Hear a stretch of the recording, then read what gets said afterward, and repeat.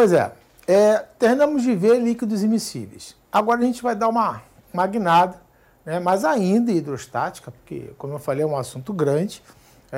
Vamos agora estudar o princípio de Pascal. Mas, gente, esse cara foi maravilhoso.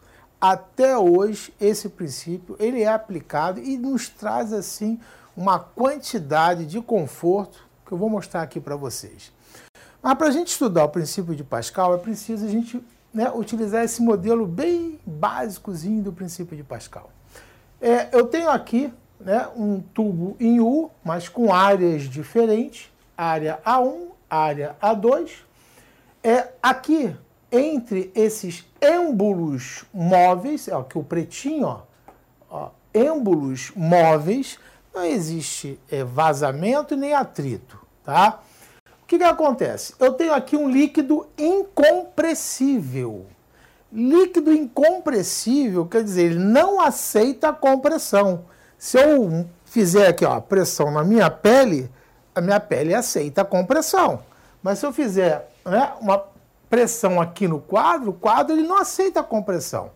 Então, quando o líquido ele está no seu estágio de incompressibilidade, aí eu posso aplicar o princípio de Pascal. Tá? Você já deve ter reparado, uma das aplicações é aquele macaco jacaré, né, que os mecânicos usam.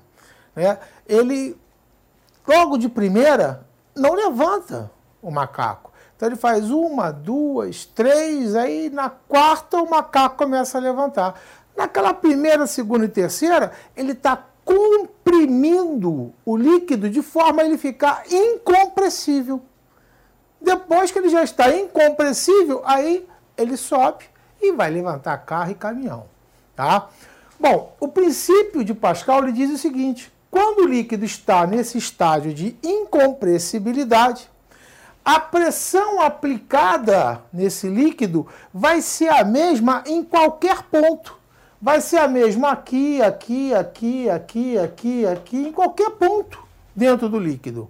Então essa pressão será transmitida de um êmbolo para o outro. Então olha o que acontece. Apliquei aqui uma força nesse êmbolo menor de área A1 e esse êmbolo se deslocou de uma altura H1. Né? Aqui a gente pode consertar rapidamente. Né? A gente coloca aqui o H1. Né? Então aqui H1 é do outro lado, H2 foi só uma falhazinha aqui. Ó. Tá? Então F1 vai se deslocar de uma altura H1 e o F2 aqui vai deslocar de uma altura H2. Bom, olha o que acontece. Quando esse êmbolo se desloca de uma altura H1, esse volume que está aqui, ele vai estar aqui, ó. Esse êmbolo aqui, ele vai subir e esse volume aqui vai ser igual a esse. Ele foi transferido daqui para cá. Então, olha, F1 sobre A1 é a pressão feita nesse êmbolo. Como eu disse que a pressão vai ser a mesma em todo e qualquer ponto dentro do líquido, né? A variação de pressão em qualquer ponto vai ser constante, F1 sobre A1 vai ser igual a F2 sobre A2. Nós já vimos lá no início do vídeo que pressão é força sobre área. E aqui a força é perpendicular à área. Por isso que não tem F seno θ aqui. Tá? Então, força sobre área direto. Então, F1 sobre A1 igual a F2 sobre A2. Mas, professor, tudo bem, eu entendi que a pressão vai ser a mesma, o líquido é incompressível, então F1 sobre A1 igual a F2 sobre A2. E daí? Bom, e daí o seguinte, se essa área 2 for 100 vezes maior que a área 1, olha aqui, ó, se a área 2 for 100 vezes maior que a área 1, para que essas duas frações sejam iguais, se aqui é 100 vezes maior que aqui, aqui é 100 vezes maior que aqui. Então, F2 será 100 vezes maior que F1. Então, se eu faço uma força de 1 newton aqui, vai aparecer uma força aqui de 100 newtons. Então, acontece aí a multiplicação da força. Quanto maior a área 2 for em relação à área 1, maior será F2 em relação a F1. Tá, mas e a aplicação disso? Cadê a beleza disso? A beleza disso é que Lá atrás, quando surgiu, a prensa, o corte, era feito no braço e passou a ser feito com ar comprimido, onde o ar comprimido empurrava um êmbolo bem menor e no êmbolo maior, onde a força foi multiplicada tantas vezes essa área aqui tenha sido maior que essa outra aqui ficava justamente a guilhotina, que cortava os papéis. Então, apenas com a força de um ar comprimido numa área bem menor, do outro lado, essa força ela era multiplicada e a guilhotina ficava ali e cortava, né, toneladas de papéis. Posto de gasolina. Hoje é mais difícil de ver, porque a gente vê muito lava-jato. Mas posto de gasolina, antigamente, tinha aqueles elevadores, onde o cara chegava e arriava uma alavanquinha na parede, fazia aquele barulho, tsh, era aquele ar comprimido, estava liberando o ar para ir para o sistema, e um elevador que tem um cilindro bem grande, ele subia e suspendia o carro para fazer a lavagem por baixo do carro, que era chamada de geral, dar geral no carro. Antigamente falava-se assim, vou dar geral no meu carro, lavar por baixo. Então, esse elevador de posto é pura aplicação do princípio de Pascal.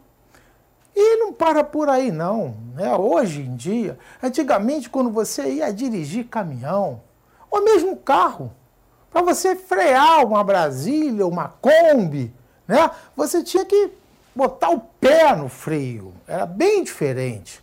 Hoje você pega um carro desses qualquer, modernos, né, com a ponta do sapato, a ponta do dedão, você para o carro. Hoje em dia a direção é tão leve que com os dedos você vira.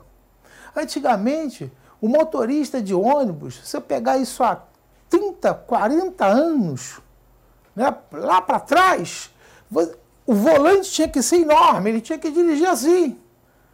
Porque é uma outra grandeza física que a gente vai estudar num outro assunto, num outro momento, que é momento de uma força. Hoje em dia, não. Você vê esses ônibus de turismo, os volantinhos são pequenininhos, o cara está olhando pela janela e está fazendo a curva. Manobrando o ônibus com a facilidade. Graças a quê? Graças à direção hidráulica, freio hidráulico, macaco hidráulico. Então, tudo isso que é hidráulico, que facilita as nossas vidas hoje, deve-se ao princípio de Pascal. Então o cara foi realmente um gênio, e eu queria chamar a atenção de só mais uns detalhezinhos para concurso. O princípio de Pascal diz que a pressão é a mesma. Então, F1 sobre A1 igual a F2 sobre 2. Eu não estou demonstrando nada, tá? Mas não é difícil, utilizando o que eu acabei de falar, que esse volume aqui é o mesmo volume lá, né? Não é difícil chegar a essa formulinha, onde F1H1 igual a F2H2. Então, quer dizer, claro, é fácil a gente ampliar, a gente fazer essa força crescer. É fácil, mas também não é a qualquer preço, né? Porque olha o que acontece. F2 realmente cresceu bastante, né, em relação ao F1. Mas se o F2 cresce, o H é pequeno. Então, esse deslocamento aqui, ele não é tão considerável assim. A força é grande. Eu multipliquei a força. Mas o deslocamento não é lá monstruoso, não. Ele é bem pequeno. Então, aqui, ó, força e área, quanto maior a área, maior a força. São diretamente proporcionais. Tá? Agora, força e deslocamento são inversamente proporcionais. Quanto maior a força, menor vai ser o deslocamento. Agora, lá do início, lá da mecânica, ou melhor, na situação intermediária da mecânica, força vezes deslocamento é trabalho. Tá? Então, o princípio de Pascal, ele também nos diz que o trabalho se conserva. O trabalho realizado pela força se conserva. Tá ok? Então, tá aí o princípio de Pascal. E o nosso próximo assunto, para fechar a hidrostática, é o princípio de Arquimedes.